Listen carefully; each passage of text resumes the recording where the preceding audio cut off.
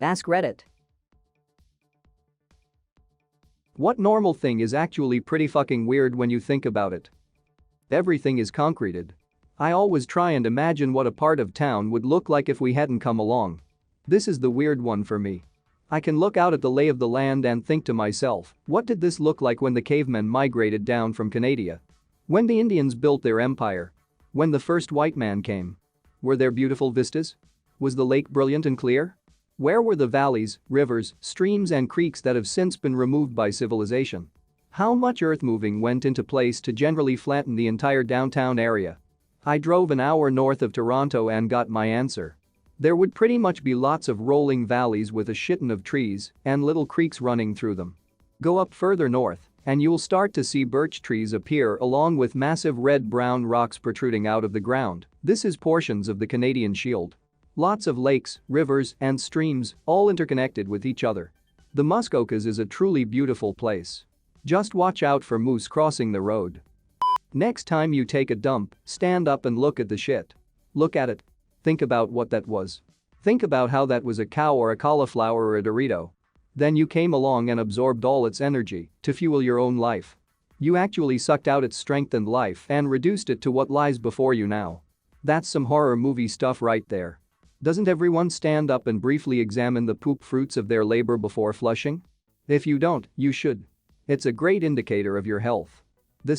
I always look at it. And one time I looked down and it was red. I was a bit worried, but I didn't think too far into it. Then a couple weeks went by and it was still red. At this point I was absolutely sure I was dying. But then all of a sudden it went back to normal. I was so confused and I asked my buddy if he'd ever experienced the same. He said that he hadn't, but that I should wash my hands before I use his controller. As I internally processed this offensive jab at my hygiene, I looked down to confirm that my hands were clean, and there it was. Red. Fucking flaming hot Cheetos. Moral of the story is that the health scare brought on by what I thought was bloody poop ended in the realization that I was eating way too much Cheetos, which is very unhealthy. Edit. Guys, I think we're onto something. With all the people commenting with different colors of poop, I'm getting an idea for an art installation. Braces are pretty barbaric when you think about them. Supergluing metal and wire onto children's teeth to move them around. It'll just be uncomfortable. Whenever I had mine altered. Bam, soft food diet for 4 days. Uncomfortable my fucking ass, that shit hurts. I've got 7 more days with these fuckers. The worst is not the pain, but the self-consciousness that comes when going out to bars and such. Congrats. Make sure to take the best care of them during this last week. Gyms. We have come to a point in civilization where everyday life is so easy on the body, we need a specialized facility that you need to pay for so that you can simulate grueling work. I was forward deployed in Africa, and one of our contracted drivers was really curious about working out. Our security had brought some weights, and he was really curious about what they were and why anyone would waste time lifting them. So my sergeant brought him by the shitty little gym at the hotel, and they lifted with the few weights they had and did some other stuff for a couple hours. Next day he was miserable. It hurts. I am not stronger, I am tired and it hurts. How can you do this to yourself?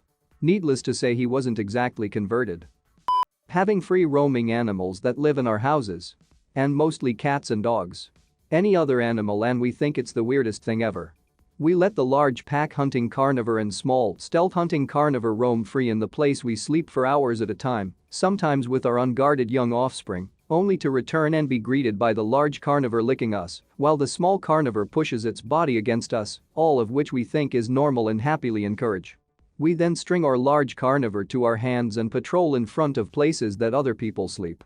I think this all the time. I'll look over and see my 90-pound dog that is faster than me and has jaws that can break bones, yet he is content to lay on my bed and watch TV.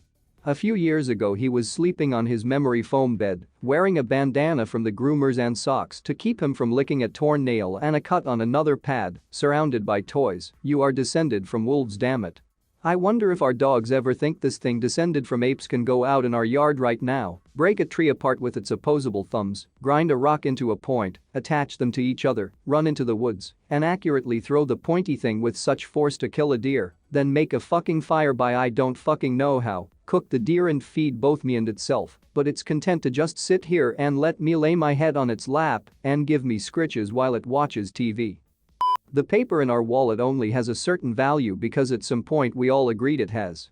Even better, there's a box full of lightning somewhere that knows how much you're worth, and you have a little card to tell other boxes full of lightning who you are so that they can find out how much you're worth and use that info to buy stuff. Lightning can be exchanged for goods and services. I'd rather have peanuts. Dreams. You put your conscious mind on autopilot and what does your brain do? It flips out and starts making up stories about riding a lawn mower with your landlord while your third-grade crush shoots penguins while riding a unicorn. Brain, seriously, WTF? Okay, that's enough of Reddit for the day.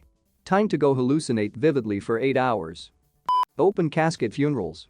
Let's spend a bunch of money to try and make this body look less dead and decaying so we can all stare at it. I don't know why people do this either. It gives people closure. A guy at my school committed suicide 5 to 6 months ago, and his funeral was open casket. I honestly feel like the open casket helped people recognize he was gone. Ex-mortician, here. We had a case where a woman's husband died out of state in an 18-wheeler accident and was absolutely 100% unviewable, think hamburger meat. Months later we were still hearing from her because she couldn't really accept that he was dead. She thought on some level that he was still out there somewhere, even though we'd personally handed her his wallet etc. that smelled like a burning truck. In my uncle's case, we didn't have a choice. Had to have an open casket funeral due to him overdosing on Viagra. I was like shit. That's terrible. And then I was like oh. Haha. Shit, that's terrible. You didn't need to die from Viagra to get it. When guys die they automatically get boners while simultaneously pissing and shitting themselves. There's a reason we pay other people to prepare the body. I am sitting in my home typing in a glowing box, and within seconds my message will be conveyed to people all over the world. Fuck you all, if only we had fuck you all instead of hello world. Smell you later. Gramps. Jesus Gary, have some fucking respect for your elders.